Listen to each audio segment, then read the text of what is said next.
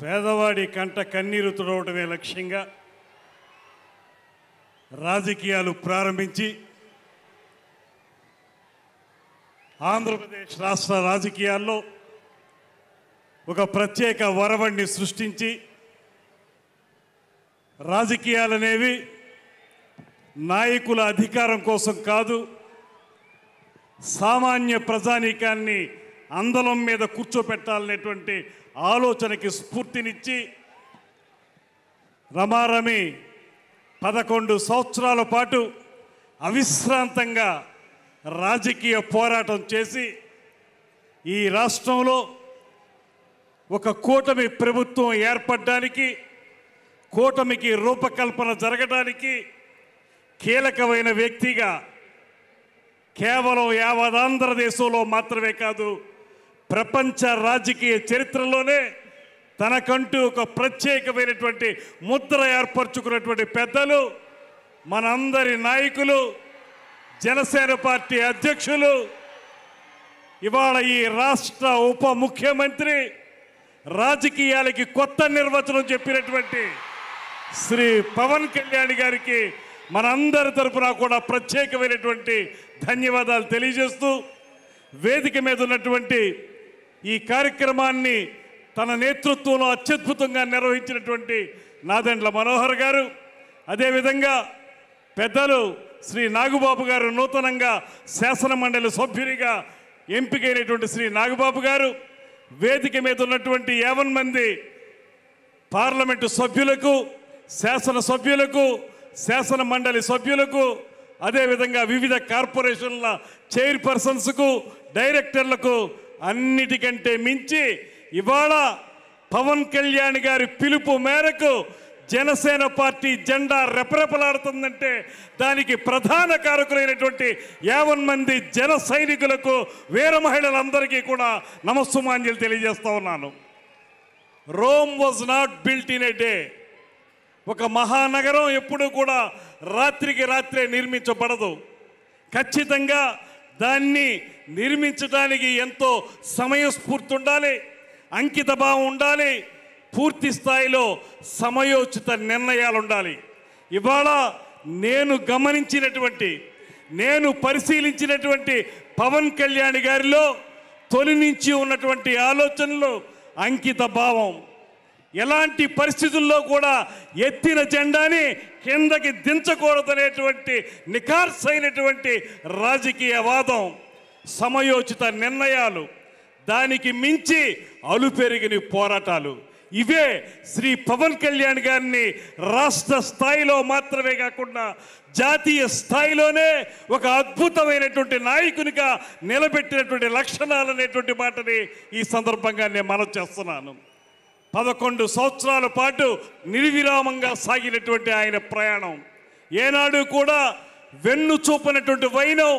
ఆ రోజు 2019లో మనందరం కూడా ఓడిపోతే ఒకే ఒక్క సీట్ వస్తే కూడా మంగళగిరి ఆఫీసులో ఆయన చెప్పిన మాట నాకు ఇప్పటికీ కూడా చెవుల్లో గింగురుమంటూనే ఉంటుంది. ఆయన ఒకే ఒక్క మాట చెప్పారు, ఓటమనేది నన్ను 1 గంట మాత్రమే బాధ పెట్టింది, ఆ తర్వాత నేను అనుకున్నాను ఈ కంఠంలో ప్రాణం ఉన్నంత వరకు కూడా జనసేన పార్టీ జెండాని నిలబెట్టాలనేటువంటి మాటతోనే నేను ముందుకు వెళ్ళానేటువంటి మాట వారు చెప్పింది, అదే మాకు శిరోధార్యమైంది.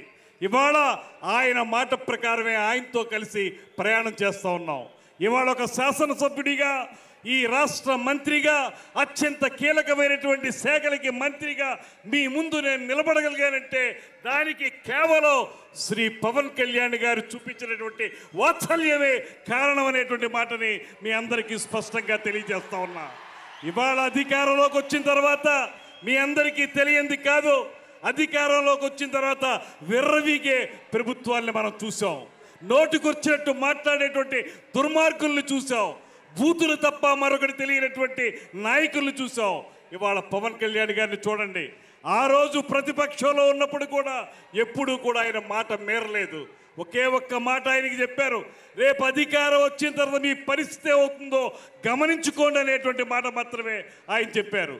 ఇవాళ అధికారంలోకి వచ్చిన తర్వాత మీరు చూస్తూ ఉన్నారు, కీలకమైన శాఖలు పంచాయతీరాజ్ శాఖ కానీ, అటవీ శాఖ కానీ, నీటిపారుదలకు సంబంధించినటువంటి జల్ జీవన్ మిషన్ కానీ, ఇటువంటి అంశాలు ఉన్నటువంటి మంత్రిత్వ శాఖలో నిరంతరం కూడా వాటిని ఏ రకంగా ప్రజలకి చేరువుగా తీసుకురావాలి, ఏ రకంగా వాటి ద్వారా పేద ప్రజల కంట కన్నీరు తుడవాలనేటువంటి తపనతోటి నిరంతరం ఆలోచించేటువంటి వ్యక్తి శ్రీ పవన్ కళ్యాణ్ గారు.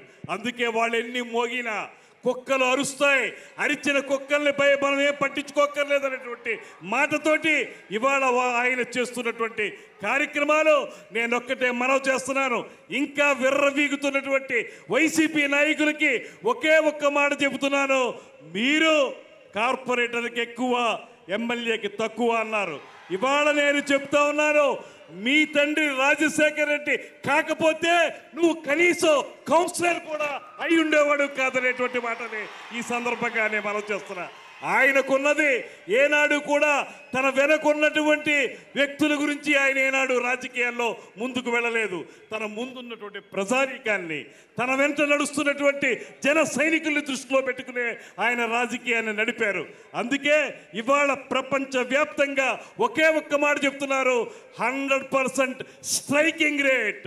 నిలబెట్టిన 21 సీట్లు 21 సీట్లు నెగ్గటం, నిలబెట్టిన 2 ఎంపీ సీట్లు 2 నెగ్గడం అంటే రాష్ట్ర రాజకీయాల్లో కాదు, జాతీయ రాజకీయాల్లో కాదు, ప్రపంచ రాజకీయ చరిత్రలోనే ఈ రకమైన రికార్డు మరే పార్టీకి, మరే రాజకీయ విధానానికి లేదనేటువంటి మాటని ఇవాళ ముక్త కంఠంతో అందరూ చెప్తా ఉన్నారు. ఈ సందర్భంగా ఒక్కటే నేను మనవి చేస్తున్నాను, ఒక సరైన దిశానిర్దేశం ఇవాళ మనకు చేయబోతున్నారు శ్రీ పవన్ కళ్యాణ్ గారు. మన ముఖ్యమంత్రి గారు చెప్పినటువంటి బాట ఏదైతే ఉందో